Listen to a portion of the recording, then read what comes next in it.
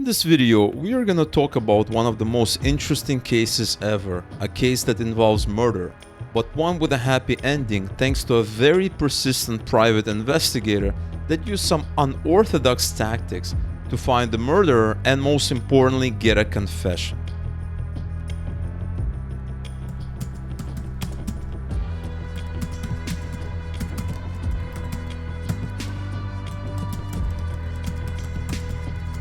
In today's story, we are transporting ourselves to the beautiful state of North Carolina, Fayetteville to be exact. The year is 2013. Kelli Bordeaux was just 23 years old and had been stationed at Fort Bragg for only a couple of months since completing basic training and boot camp. The reason she enlisted in the army was to become a combat medic. She wanted to see the world and to help people at the same time. Naturally, enlisting in the army would satisfy both of those desires. At that time, Kelli had been married for a little less than 2 years to Mike Bordeaux.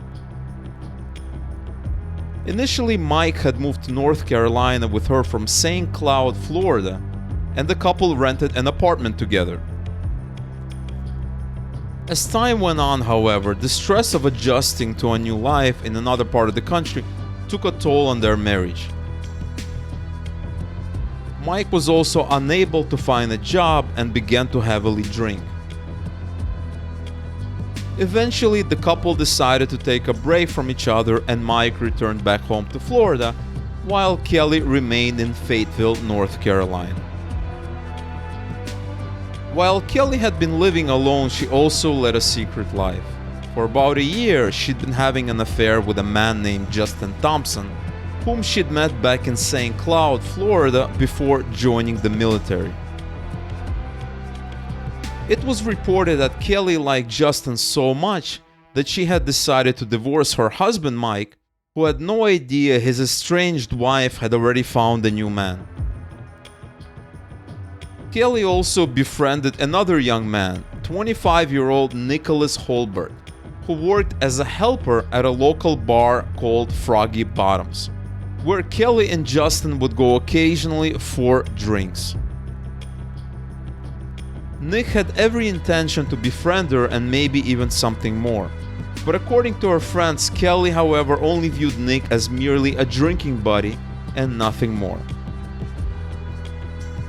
One night, after drinking at a bar and chatting with Nick, Kelli ended up leaving the bar together with him.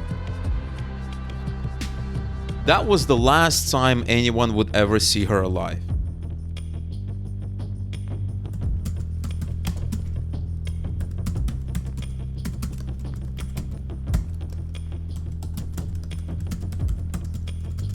On Friday night of April the 13th, Kelli Bordeaux disappeared, with Nick Holbert being the last person to see her alive that night. Nick went on to say that all he did was drive Kelli home and then dropped her off near her apartment, not right in front of it for privacy reasons. He didn't want whoever may have been living with Kelli to see that he was giving her a ride home. After that, according to him, he returned home, and that was the very last time he saw her. When Kelli didn't report for duty at Fort Bragg on Monday morning, and there was no sign of her at her apartment, friends, family, and the army got worried. Kelli was reported missing to the police and a massive search was mounted.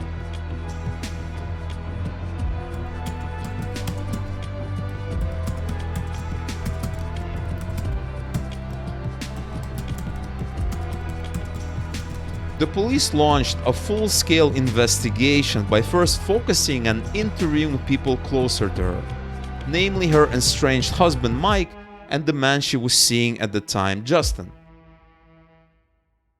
It was a complex case because there were several men close to Kelli that needed to be investigated and at least eliminated as potential suspects.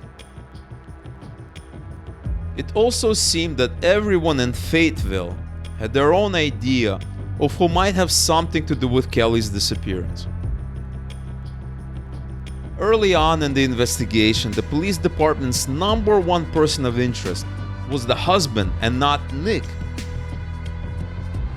Mike, Kelli's husband, had provided police with a rock-solid alibi that he was at his home in St. Cloud, Florida, over 500 miles from Fayetteville, North Carolina, when his estranged wife disappeared. But he did have a person he suspected of foul play. According to Mike, her new boyfriend Justin was the man responsible for the disappearance of his wife. Unfortunately, police had no evidence whatsoever to connect any of the three men to Kelli's disappearance. Both the estranged husband Mike and Kelli's boyfriend Justin had provided solid alibis. They were both hundreds of miles away in Central Florida.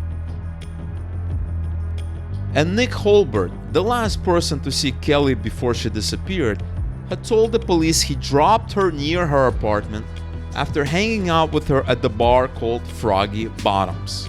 His story was supported because her boyfriend Justin had received a text from Kelli's phone later that night telling him that she had indeed arrived at home safely.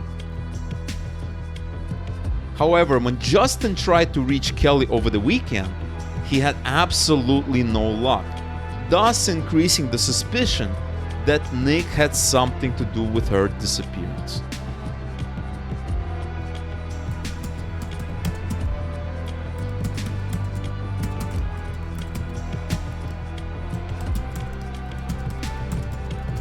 Fortunately, the case garnered the attention of someone who would go on to crack it using some unconventional but very effective tactics. One day, David Marshburn, a private investigator based in the area, happened to watch an interview where Nick Holbert was pleading with the public for information on her whereabouts while he was searching for her with hundreds of other people. And immediately David knew that Nick was lying. And I told my wife, I said, "Look, he is lying," Marshburn recalled. "I'm like a human lie detector, just about. I can just tell when people are feeding me BS. I feed people BS all the time like you wouldn't believe, but it's my job." David Marshburn was an experienced PI who hunted down hundreds of fugitives wanted for jumping bail, and he was determined to go after Nick Holbert in order to crack this case wide open. Then and there, he told his wife that he would do all he can in order to find out exactly what happened between Nick and Kelli that fateful night. Then, things got even more interesting. Marshburn's suspicions about Nick grew deeper when he learned two things about the young man. First, he was homeless and lived in a truck behind the bar where he worked. And most importantly, he also learned that Nick was a convicted sex offender who had assaulted and beaten a 5-year-old girl when he was 16 years old. When police couldn't detain Nick because they couldn't link him to Kelli's disappearance, they were able to arrest him for failing to register as a sex offender in Fayetteville. But that wouldn't keep him behind bars for too long. And that's why David Marshburn needed a better plan. He needed a solid strategy of getting close to Nick and getting him to confess to Kelli's murder. So David set out to formulate a plan to gradually earn Nick's trust in order to get him to confess to murder and let others know where the body is. But in order to get any information out of Nick, David needed to befriend him first.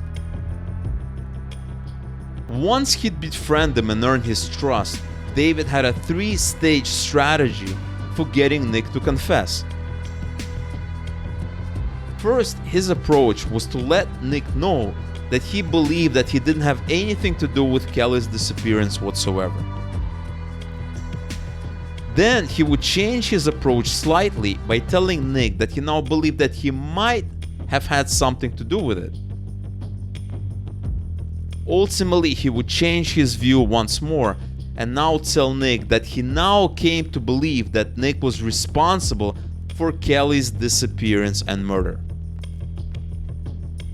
At that point, it would be very difficult for Nick to deny his involvement, and he would have no choice but to confess. At that time, Nick was in jail, so before approaching Nick, David decided to spend some time scouring the areas where Nick might have hanged out in order to see if he'd discover any trace of Kelli's remains. He spent hundreds of hours searching woods, ponds, lakes, and everywhere he believed Nick might have hidden the body. When all of those efforts came up empty, it was time to get close to Nick and begin his main strategy. What made the entire aspect of befriending Nick easy and straightforward was that Nick was in jail and down on his luck. He was also homeless, had no money, and also didn't have many friends. David would recall situations where he would be having dinner with his family and Nick would give him a call and tell him that he was hungry but didn't have any money. David would drop everything, leave his house, go out and meet Nick and then give him some money. This type of a relationship went on for some time. There was a problem with the strategy, however. It was taking too long. No matter how much David helped Nick and supported him and pretended to be his best friend, Nick wouldn't budge on admitting his role in the disappearance. Months would go on without any results. David was getting more and more frustrated. I wanted to take him to a barn somewhere, start cutting his fingers off until he told me where she was. That's how mad I was, how ticked off I was, recalled David. I was so close, yet he wouldn't give it to me. But David wouldn't give up, trying all kinds of tricks. Then he had an idea. In order to pressure Nick to finally confess, he planned on drawing up a fake plea bargain and getting Nick to sign it. The idea was that if Nick showed the location of the body and apologized to the family, he would get immunity from prosecution and even rehabilitation. That way, Nick would finally admit his guilt, clearing his conscience, and, as a bonus, not face much consequences for his actions.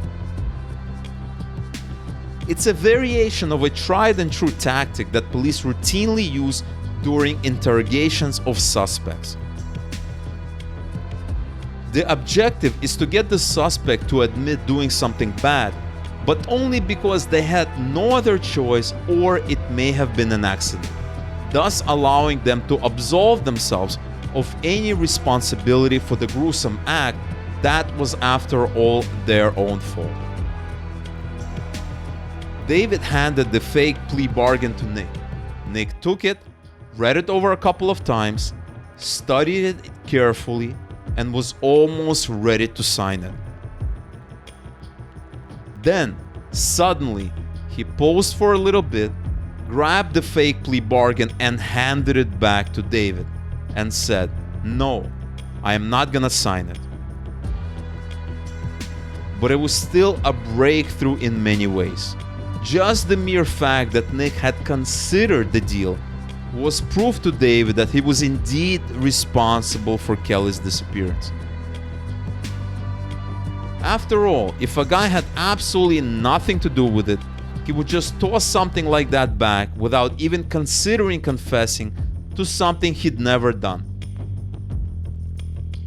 But even though Nick had refused to sign the fake plea bargain, he had, for a moment, considered doing so. Indeed, it was a serious breakthrough. This just meant that Nick needed just a bit more nudging to finally confess. At that point, 2 months into talking to him, that gave me concrete evidence. "I must get this out of him," recalled David. It has been more than 2 years since Kelli's friends and family were searching for answers, and they would finally find out the truth when the experienced and cunning private detective David Marshburn would crack open the entire case. All he needed was to increase the pressure he was putting on Nick. So what David decided to do was tell Nick that he is now indicted of Kelli's murder. And the reason he decided to do that, he wanted to trick the homeless and poorly educated Nick with something that he knew Nick wouldn't understand.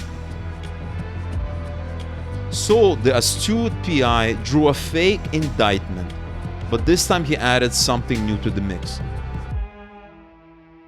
He put round-the-clock surveillance on Nick in order to make him believe that the police finally figured out that he was guilty and that he'd be arrested at any moment. The people David hired to do surveillance were also in unmarked Ford Crown Victorias, which were traditional police cars in most police departments across the United States at that time. This gave the impression to Nick that he had indeed been indicted and that he should better confess in order to get the favorable terms that the fake plea bargain promised. This type of pressure was exactly what David needed in order to push Nick over the edge. This technique was a variation of the bad cop, good cop method that's so popular and effective with law enforcement. The idea is that after dealing with the bad cop, the suspect is much more willing than ever to run into the arms of the good cop and do whatever the latter offered. In this case, the good cop was the same person who was creating the whole bad cop, the non-stop surveillance. And it worked. Suddenly, Nick was more than ready to sign the plea deal and accept the phony offer of immunity in exchange for a confession. He also agreed to show David where he had buried Kelli's body. Moments later, Nick officially confessed to David to murdering Kelli and burying her body. He also confessed to a Fayetteville police detective, Jeff Locklear. And finally, after all these months and even years, we learned exactly what happened on that fateful night. Nick said that the trouble began on that Friday night when he took Kelli to Foggy Bottoms, the bar where he was working. At some point, she was ready to go home, so she went to pay her bar tab, recounted David. Nick went ahead and went outside and was waiting for her in his car. And while she was paying her bill, the bartender told her, "Be careful of this guy. He's a sex offender." At that point, Kelli had no idea about any of that. And so, David continued, when she came out, she went down the sidewalk of the bar, past Nick's car, and continued walking home alone. And Nick says to Kelli, "Wait, I thought I was taking you home." She turned around and said, "F you, you F child molester." These words evidently sent Nick over the edge, so much so that he ran up behind her and hit over her head, knocking her out. Then he tried to do various things to her.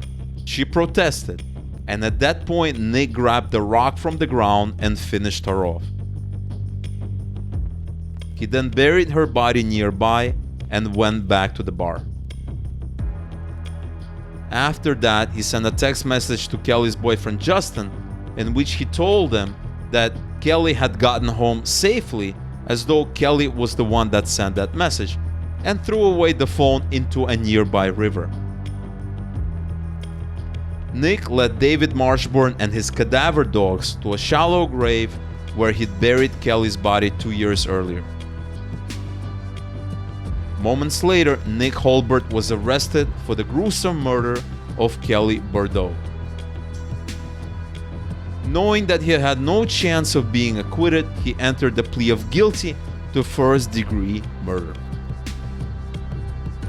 Ultimately, he was sentenced to life in prison without the possibility of parole.